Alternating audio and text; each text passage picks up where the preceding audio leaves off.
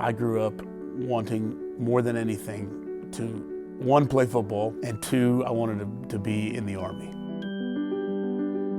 If you go back to my kindergarten yearbook, it says in my yearbook, it says, "What is your goal?" And my goal was that I wanted to play fullback at West Point. That was my dream in kindergarten.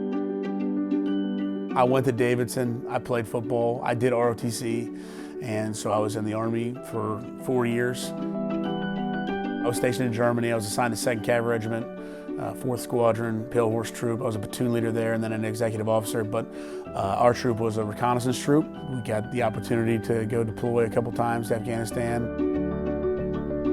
Had a great experience in the Army. I think that's one of the most honorable professions there are, but when it came down to it, basically the fun parts of being in the Army are early on in the career. You get to lead men, you get to develop men, you get to develop relationships.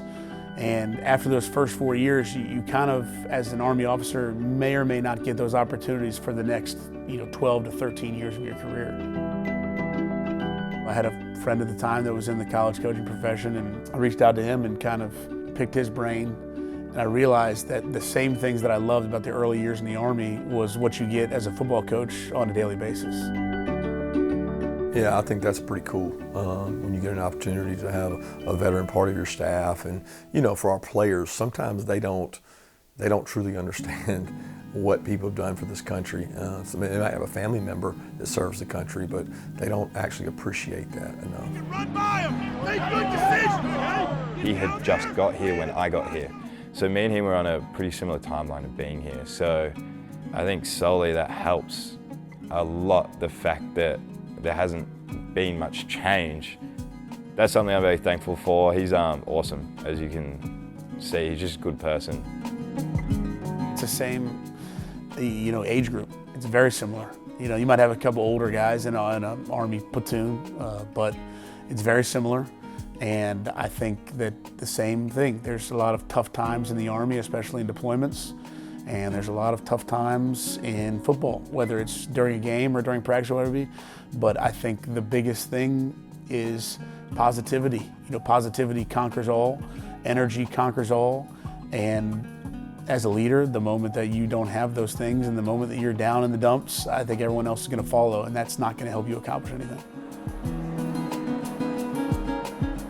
Yeah, I think the biggest thing with Coach KB is just the amount of juice that he brings every day. Special teams, that's something we emphasize day in, day out, and especially what makes the difference in our games. And so we know that, and we take a lot of pride in that, and he does a great job of getting guys ready to go and incorporating everybody. Special teams, there's a huge amount of field position up for grabs every single play. Right? So on every punt, there's 40 yards at stake, and every kickoff, there's 65 yards at stake, and whoever grabs a greater piece of that field position holds a huge advantage for their team. So a lot of different things going on. Obviously, you got punts, you got kickoffs, you got everyone doing different jobs every single play, but it's important that everyone does their individual job, and it's all part of one greater vision.